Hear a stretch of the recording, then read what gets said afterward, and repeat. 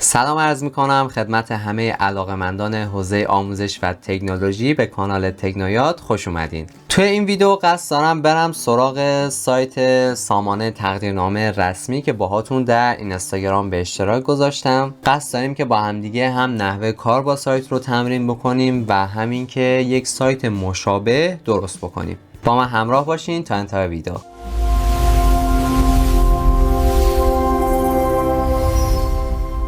خب آدرس سایتمون رو خیلیاتون حالا داخل دایرکت ازم گرفتیم. من داخل دسکریپشن حتما این رو میذارم buildai.mycanva.site/technoyad.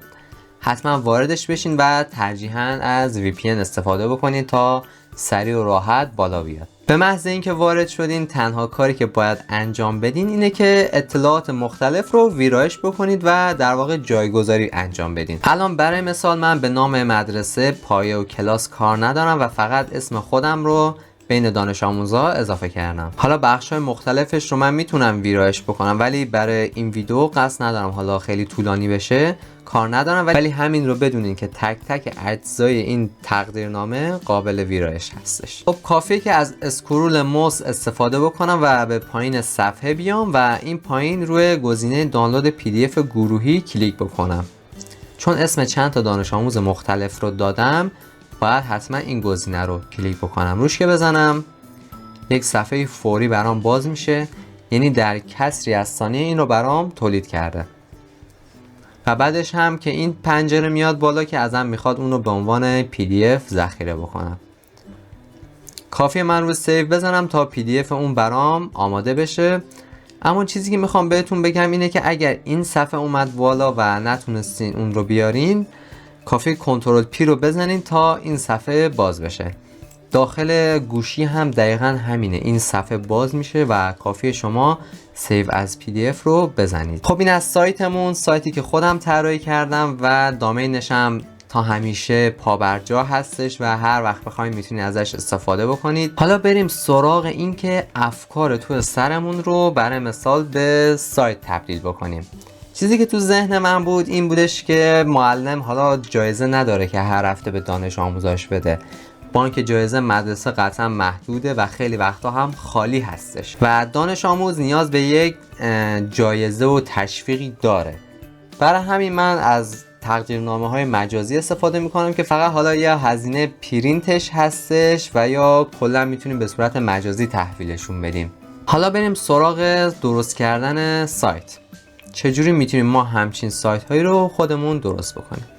اول از همه باید وارد سایت کنوا بشین. وارد سایت کنوا شدین، حالا چه از گوشی استفاده میکنین چه از کامپیوتر فرقی نداره.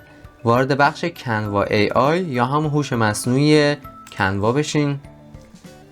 روی گزینه کد کلیک میکنیم و حالا کافی اون ایده تو سرمون رو تایپ کنیم.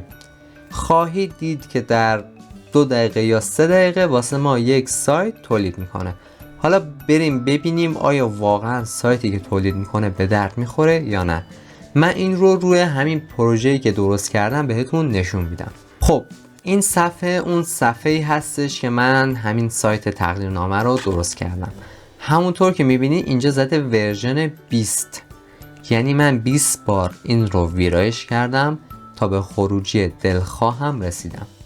این خیلی نرماله، چون برای مثال هر چیزی که تو ذهن ما هست هوش مصنوعی دقیقا نمیره اون رو انجام بده.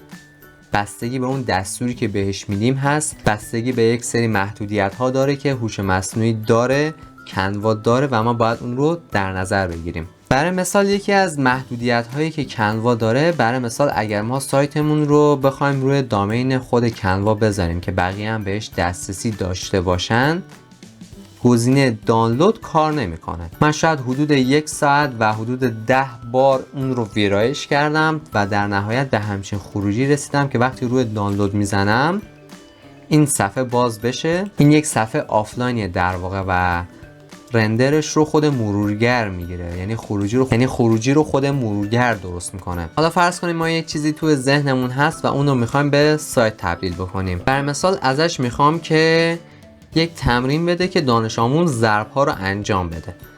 بیایم با هم دیگه بنویسیم یک وب پیج برام درست کن. کافیه این دستور رو ارسال بکنید تا خودش براتون درست بکنه. اما باز هم بهتون میگم اگر قرار ما بهترین خروجی رو از هوش مصنوعی بگیریم، کافیه اون چیزی که میخوایم رو ببریم وارد یک چت بات بکنیم، اونو اینجا بنویسیم خب و بگیم برام یک پرامپت بنویس که این خواسته رو اجرا کنه.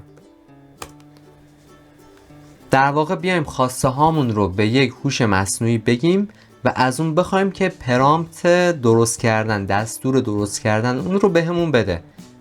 نگاه کنیم من فقط یه خط نوشتم خب، ولی هوش مصنوعی اومده گسترشش داده و هر چقدر ما به هوش مصنوعی های مختلف بیشتر توضیح بدیم خروجی بهتری میگیریم. برای همینه که باید حتما از یک هوش مصنوعی دیگه استفاده بکنیم تا یک دستور خوب بتونیم بگیریم.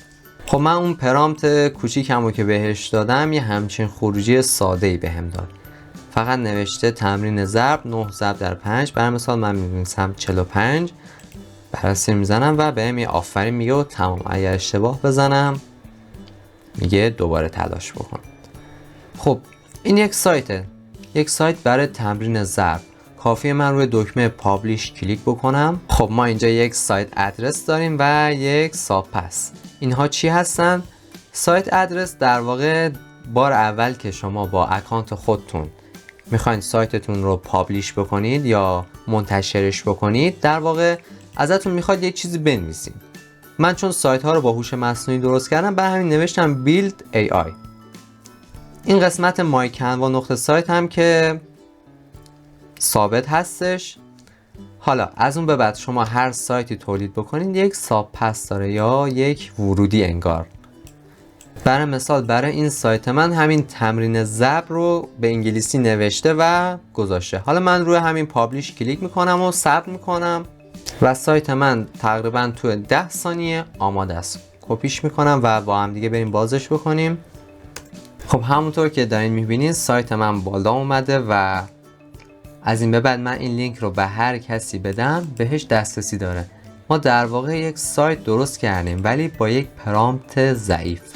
اگر شما میخواین یک سایت ضرب خوب و حرفه‌ای داشته باشین احتمالاً باید همچین پرامپتی به هوش مصنوعی بدین.